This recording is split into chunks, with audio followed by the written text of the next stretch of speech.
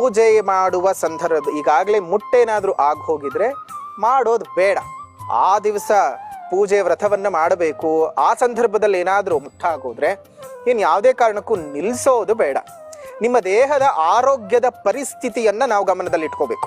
ನಿಮ್ಮ ದೇಹದ ಆರೋಗ್ಯದ ಪರಿಸ್ಥಿತಿಯು ಸುಧಾರಣೆಯಲ್ಲೇ ಇದ್ರೆ, ಯಾವುದೇ ರೀತಿಯಾಗಿ ಸೊಂಟ ನೋವು ಬರದೆ, ಹೊಟ್ಟೆ ನೋವು ಬರದೆ, ಕೂತ್ಕೊಂಡು ಅಥವಾ ನಿಂತ್ಕೊಂಡು ಪೂಜೆ ಮಾಡೋಕೆ ನಿಮ್ಗೆ ಅವಕಾಶ ಇದೆ, ನಿಮ್ಮ ದೇಹ ಸಪೋರ್ಟಿವ್ ಆಗಿದೆ ಅಂದ್ರೆ ಯಾವುದೇ ಕಾರಣಕ್ಕೂ ಪೂಜೆಯನ್ನ ತಡೆ ಹಿಡಿಯೋದು ಬೇಕಾಗಿಲ್ಲ.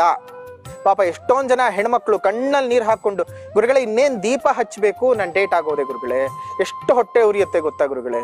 ಡೇಟ್ ಆಗೋದು, ಪೀರಿಯಡ್ಸ್ ಆಗೋದು, ಋತು ಆಗೋದು, ಮಾಸಿಕ ದಿನಗಳು ಯಾವುದೇ ಕಾರಣಕ್ಕೂ ಮೈಲಿಗೆ ಅಲ್ಲ. ಅನ್ಹೈಜಿನ್ ಅಂತ ಹೇಳೋದಕ್ಕೆ ಸಾಧ್ಯವೇ ಹೊರತು ಮೈಲಿಗೆ ಅಲ್ಲ. ಅದು ಯಾಕೆ ನಮ್ಮ ಸಮಾಜದ ಮನಸ್ಥಿತಿ ಒಳಗಡೆ ಹಿಂಗ್ ಬಂದು ಕೂತ್ಕಂತು ಅಂತ ಖಂಡಿತ ಅರ್ಥವಾಗ್ತಾ ಇಲ್ಲ, ನಮಗೆ ಅರ್ಥವಾಗ್ತಾ ಇಲ್ಲ.